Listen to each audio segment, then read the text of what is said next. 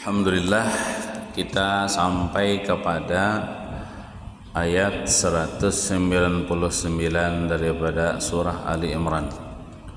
Allah Subhanahu wa taala berfirman, "Wa inna min ahlil kitabi laman yu'minu billahi wa ma unzila ilaikum." Yang artinya wallahu a'lam. Allah Ta'ala juga nang tahu tentang makna daripada ayat tersebut. Dan sesungguhnya ada dari kalangan ahli kitab. Ahli kitab ini bisa orang Yahudi, bisa orang Nasrani.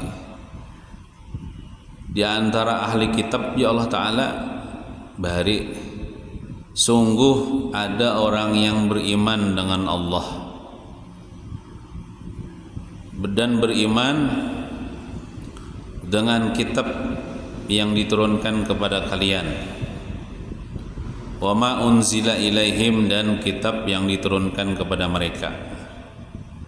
Jadi daripada orang Yahudi, orang Nasrani bahari ada mereka itu beriman dengan Allah akan sebenar-benar iman, beriman dengan adanya Allah, beriman dengan esanya Allah, dan mereka juga beriman dengan yang diturunkan kepada kalian, kepada engkau wahai Nabi Muhammad, yaitu Al-Quran.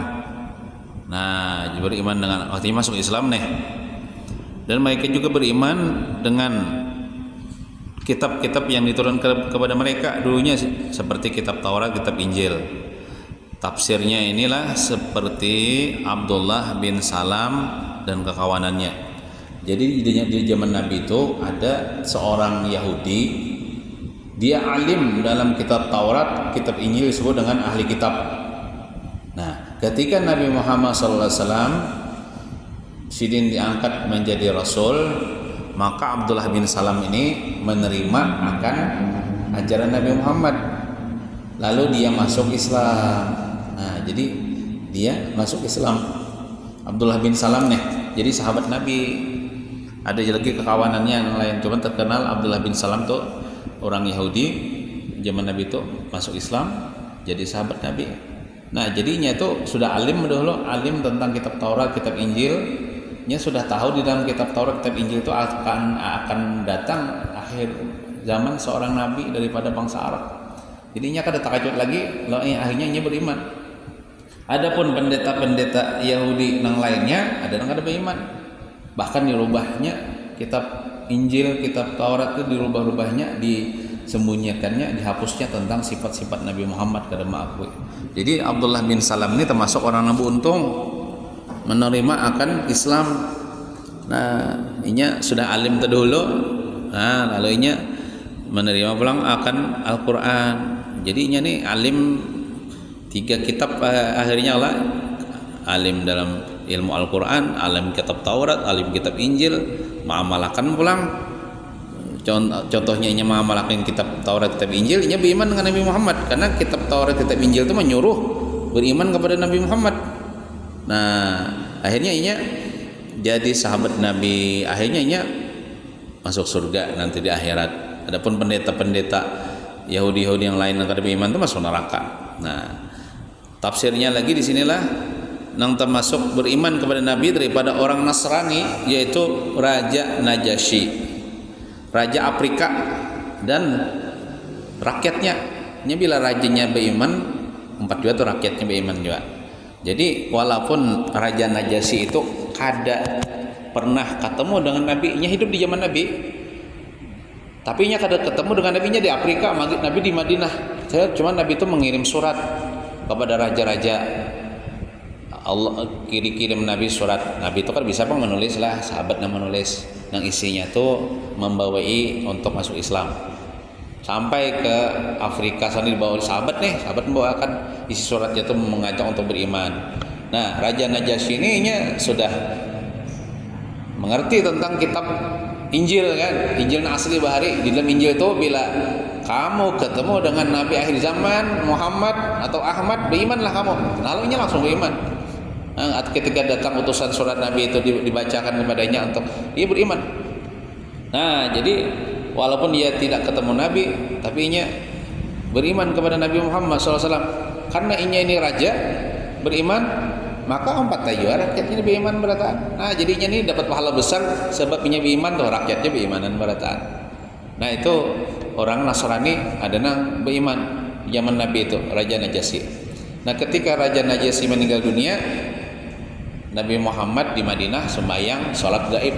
Nah, itu jadi ada sholat gaib tuh, sholat disyariatkan sholat gaib. Jadi misalnya kita ada kenalan siapa keluarga meninggal misalnya di Jakarta, asal sudah dimandikan aja gitu. Nah kita di sini kalau sholat gaib tuh ya kayak sembahyang kipayah juga, cuman niatnya ini sembahyang gaib, sebut namanya, menggawiannya sama sembahyang kipayah.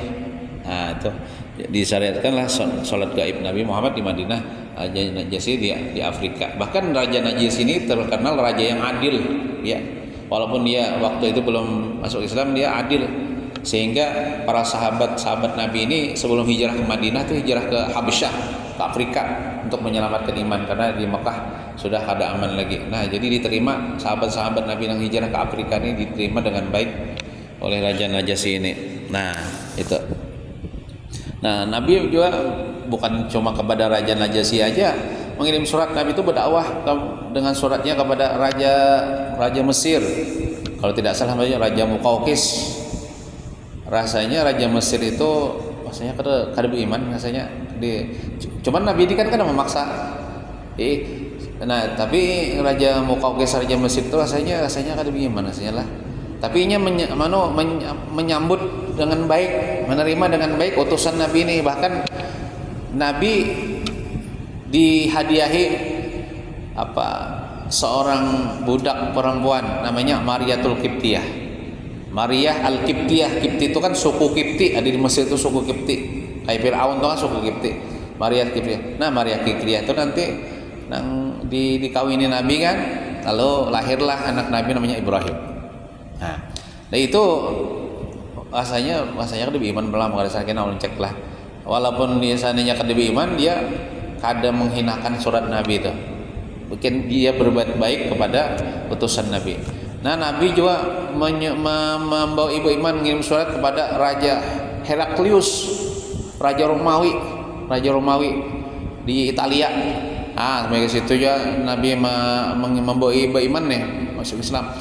Nah, itu hendak beriman sudah biarlah. Inya Raja Heraklius hendak beriman sudah. Karena inya mungkin mengerti di dalam kitab Injil tuh artinya bila ada Nabi akhir zaman beriman nikah. Sekalinya bubuhan menteri-menterinya ini menghalangi harawa jadi beriman. Nah, tapi inya menerima utusan Nabi itu dengan baik, kada menghinakan. Nah, akhirnya kerajaannya itu sampai beratur berabad tahun tetap kerajaan Romawi itu tetap berdiri tah. Nah, karena inya kada menghinakan surat Nabi. Nah, Nabi pulang mengirim surat ke Raja Persia. Nah, Raja Persia ini menghinakan akan surat Nabi. Dia sombong, bahkan dia merobek-robek surat Nabi itu. Jadi Nabi kena kerajaannya akan dirobek-robek, Allah tak akan dihancurkan Allah. Akhirnya di zaman pemerintahan Sayyidina Umar itu penaklukan Islam menaklukkan sampai ke Persia itu. Akhirnya hancurlah kerajaan Persia yang sedang ribuan tahun yang berdiri tuh di zaman Sayyidina Umar hancur, kalah karena ia menentang Islam, karena ia merobek surat Nabi. Nah, jadi di dalam tafsir ini jadi ada nang beriman, ada nang kada beriman ya. Kalau di antara nang beriman Abdullah bin Salam tadi orang Yahudi. Nah, daripada orang Nasrani Raja Najasyi dan pengikutnya. Nah, tapi Nabi ini kada kekerasan ya. Kalau menurut orang beriman alhamdulillah kada kita memboy orang beriman tuh kada boleh kekerasan.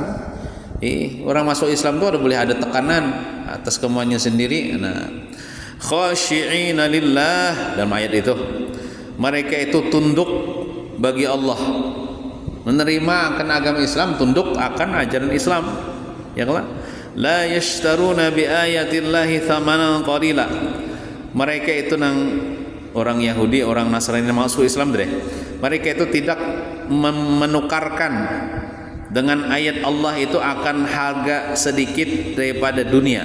Maksudnya mereka itu tidak merubah-rubah sifat Nabi Muhammad yang tertulis dalam kitab Taurat dan kitab Injil, dan tidak mau merubah hukum-hukum syariat yang ada di dalam kitab mereka, dalam kitab Injil, kitab Taurat, dikarenakan ada tujuan daripada dunia, sebagaimana yang dilakukan oleh pendeta-pendeta Yahudi, pendeta-pendeta Nasrani nang inya nih hendak mencari dunia, lalu diubahnya kayak ini. Mereka itu takutan kalau mereka itu beriman dengan Nabi Muhammad, pamor mereka hilang. Amun pamor mereka hilang, jar kada lagi yang dapat duit dari jamaatnya. Nah, makanya mereka itu kada mengisahkan tentang Nabi Muhammad dalam kitab Taurat, bahkan disembunyikannya, bahkan dihapusnya. Kenapa? Karena mereka takutan hilang pamor, hilang jamaat. Mau hilang jamaat, hilang kada ada lagi pemasukan. Ini kan mereka dapat duit daripada jamaat. Kayak di gereja tuh wajib bayar. Mun kayak kita nih pengajian gratis saja udah boleh mengharap daripada jamaat, haram pokoknya. Nah, itu artinya tuh mereka tuh menukar ayat Allah dengan harga sedikit daripada dunia. Nah, udah boleh kita ya Allah merubah hukum Tuhan untuk mendapatkan dunia. Nah, tapi kalau Raja Najasyi Abdullah bin Salam ini kada merupakan ayat Tuhan ini dengan dunia. Nah, ulaika lahum ajruhum 'inda rabbihim. Mereka itu yang beriman deh dengan Rasulullah, menerima ajaran Islam tadi. Lahum ajruhum 'inda rabbihim. Mereka itu akan dapat pahala mereka di sisi Tuhan, karena Tuhan balas dengan pahala sebab mereka beriman, maka pahalanya dilipat gandakan pulang, sebagaimana dikatakan Allah dalam ayat yang lain, ulaika yu'tauna ajrahum marratain. Mereka itu diberi pahala 2 kali lipat. Kenapa jadi 2 kali lipat? Nah, kayak Raja sih tadi, sebabnya beriman juga merakyatnya, nah tabainya banyak dapat pahala. Nah, kayak Abdullah bin Salam tadi kan, anggaplah pemuka Yahudi lah ibaratnya tak. Sebabnya berimanan juga anak buahnya, muridnya, hanya dapat 2 kali lipat. Tapi kalau mau nengkat beriman tadi, dapat dosa 2 kali lipat, dapat siksa 2 kali lipat juga. Nah, kayak Raja Mesir atau Raja Persia, Raja Romawi tadi, ini kada beriman atau 4 tahun juga kada beriman rakyatnya, ini yang paling banyak kena dapat azab di akhirat. Nah, itu. Innallaha sari'ul hisab. Sesungguhnya Allah itu segera hisabnya. Nanti di akhir, artinya Tuhan pasti menghisab setiap makhluknya. Artinya membalas. Kalau misalnya nang beriman dibalas dengan pahala surga. Bila nang kafir kadang beriman dibalas dengan siksa api neraka. Nah, jadi ujar Abdullah bin Abbas dan Sayyidina Hasan, cucu Nabi, berkata ini ayat turun kepada Raja Najasyi, mengisahkan Raja Najasyi nang beriman nih. Jadi ketika dia meninggal dunia di Afrika, kan zaman itu kan ada telepon, kayak apa aja Nabi jadi tahu. Di Afrika sana Raja Najasyi meninggal, Jibril memadahkan, wahai Jibril, tuh Raja Najasyi meninggal dunia di Afrika. Nah, yang mana ya Allah? Jibrilnya alihan daripada telepon lagi. Lalu ujar Nabi berkata kepada para sahabat, ayo kita berdirian sumbayangan menyembayangkan saudara kita. Saudara kita jadi siapa? Raja Najasyi. Itu saudara kita seiman seagama, inya masuk Islam, inya meninggal walaupun kita kada ketemu dengan inya. Ayo sembayang gaib namanya tah.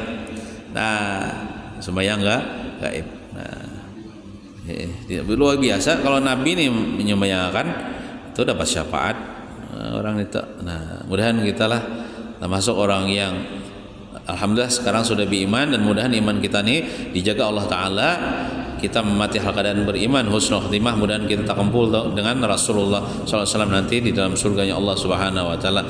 Amin ya rabbal alamin. Sallallahu ala sayyidina Muhammadin wa ala alihi wa sahbihi wasallam.